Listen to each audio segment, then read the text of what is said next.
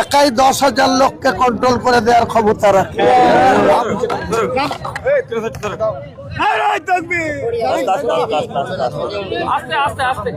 যেটা বাধা ছিল আজকে কোর্টে, যেটা বাধা ছিল কোর্ট, আজকে আপনি ওখান থেকে গ্রিন সিগন্যাল পেয়ে গেলেন। কি রকম প্রস্তুতি চলছে? প্রস্তুতি তো দেখছেন, পুরো ডায়াস হচ্ছে 6 ফুট হাইটের ডায়াস।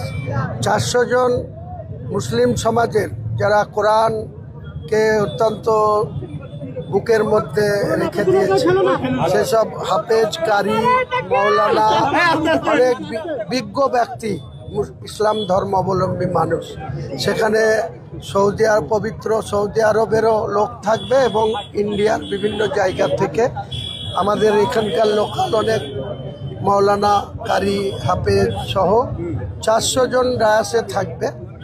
বেলা 12টার আগেই ওনারা ডায়াসে উঠে যাবে। 12টা থেকে 2 ঘন্টা প্রোগ্রাম চলবে, কোরআন তেলাওয়াত চলবে, তার সঙ্গে সঙ্গে এলইডি সেট করা হবে। এলইডি এখানে থাকবে, এলইডি ওখানে স্পটে থাকবে। এলইডির মাধ্যমে, কারণ এত লোক হয়ে যাবে, আজকে যেভাবে লোকের উন্মাদনা, কালকে তখন সকালবেলায় দেখবেন আর বেলডাঙ্গা থেকে রেজিনগরের রাস্তায় আর কোনো হাঁটার জায়গা থাকবে না। আমি তো মিনিমাম আমার টার্গেট প্রথম থেকেই আছে 2 লাখ, আমার মনে হচ্ছে 2 লাখ ছাড়িয়ে যাবে।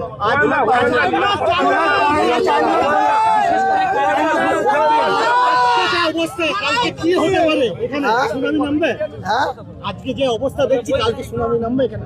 সম্ভাবনা প্রবল।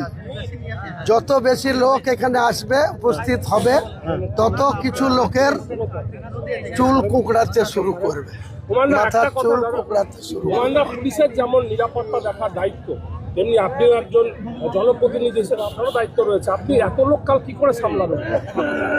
পর্যাপ্ত প্রশাসনিক সহযোগিতা হবে।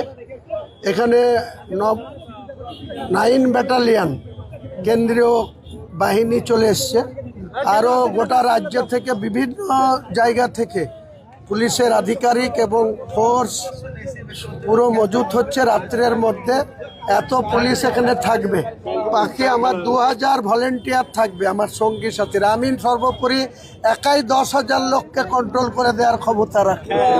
আমার ভালোবাসা দিয়ে তাদের কন্ট্রোল রাখবো ইনশাআল্লাহ।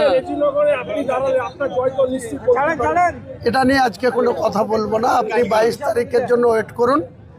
Morning shows the day. এই মর্নিং শোজ দ্য ডের বাংলা মানে হচ্ছে সকাল দেখলেই সারা দিন কেমন যাবে সেটা বোঝা যায়।